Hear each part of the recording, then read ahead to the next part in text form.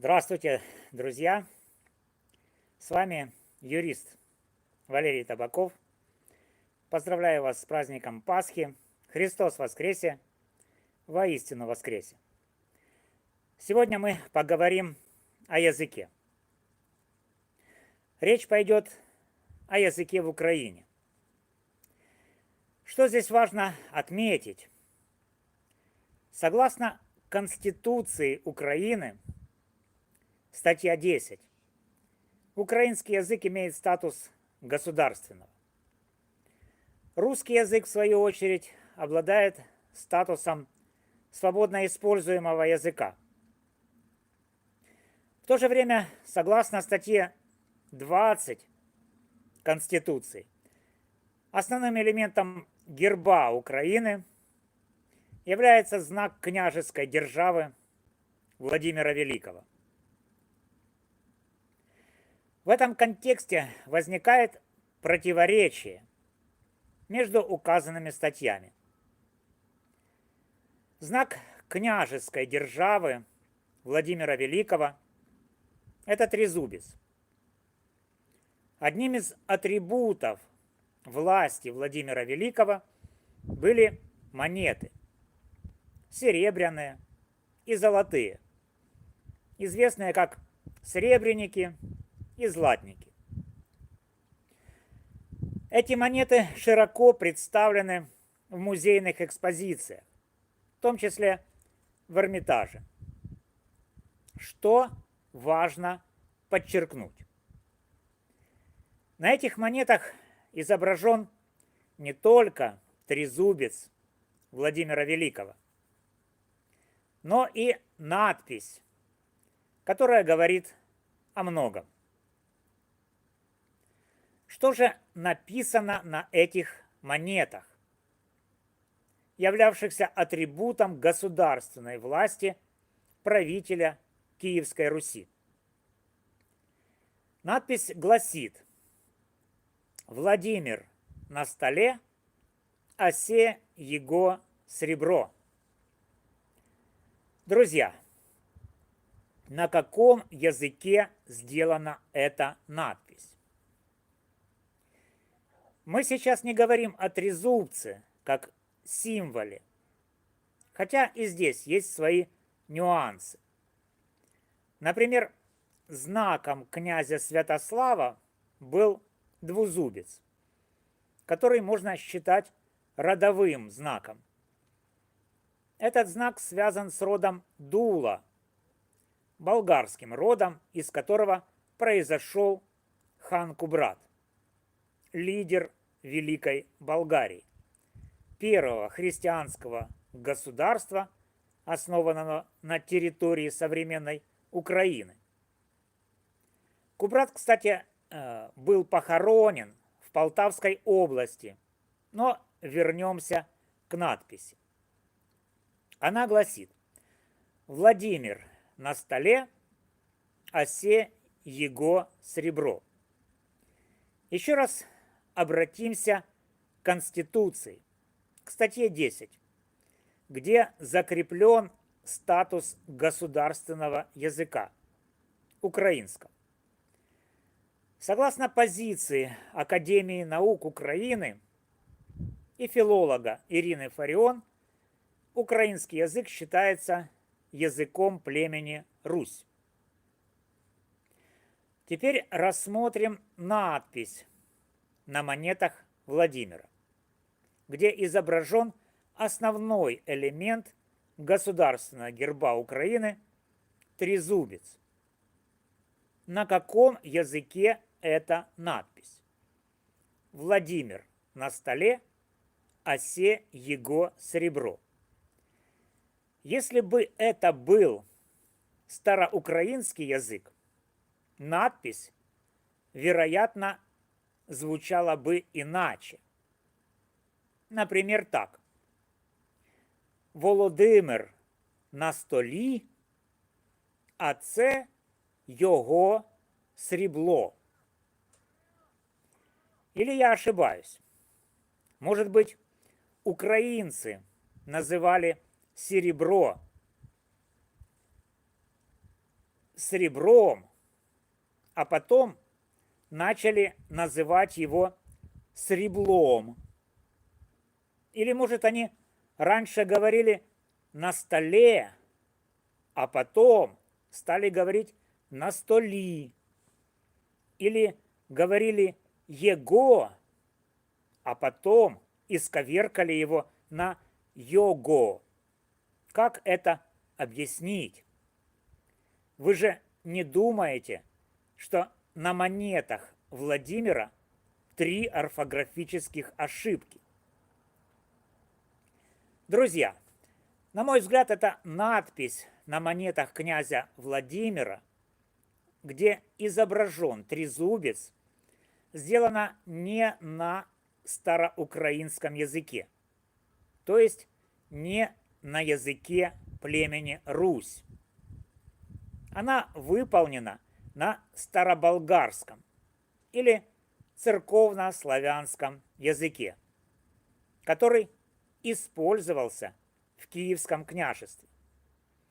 Я избегаю термина «русское княжество», чтобы не вызвать путаницы.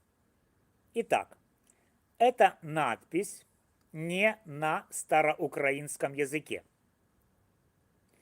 Если бы это был староукраинский язык, надпись звучала бы так. Володимир на столі, а це його срібло. А не Владимир на столе, а се его сребро. Поэтому, что бы мне ни возражали, я убежден, что эта надпись сделана на церковно-славянском или староболгарском языке. Теперь сделаем следующий шаг. Логично предположить, что и язык, как атрибут государственности, должен быть взят с тех же монет. Но язык на этих монетах не староукраинский и не язык племени Русь. То есть мы берем с этих монет элемент государственного герба Украины, и логично, что с этих же монет следует взять и язык державы Украина. Это не староукраинский язык, а церковнославянский или староболгарский язык, от которого в свою очередь произошел современный русский язык. Таким образом,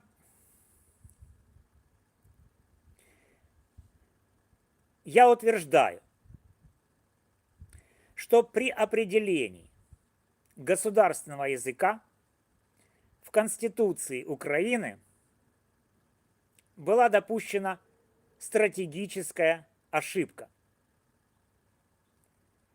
Если государственность Украины опирается на традиции Киевской Руси, как указано в указе президента Зеленского от 24 августа 2021 года, то государственный язык также должен быть взят с этих монет.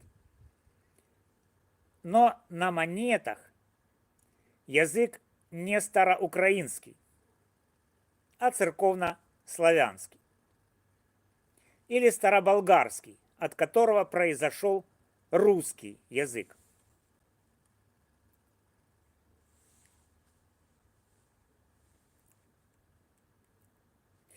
Разберем подробнее. Фраза «Владимир на столе» означает «Владимир на престоле». Слово «стол» в болгарском языке означает «престол» или «трон», а не «стол» в современном понимании. В болгарском языке стол – это масса, стол для еды, а стул или престол – это стол. Таким образом, Владимир на столе переводится как Владимир на престоле. Слово «сребро» также отличается от украинского «сребло», что подчеркивает различие языков.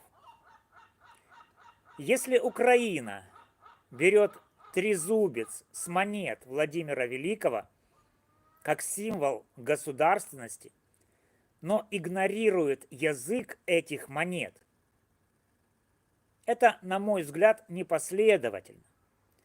Друзья, если вы стремитесь к исторической и государственной последовательности, то язык Украины должен быть взят с тех же монет.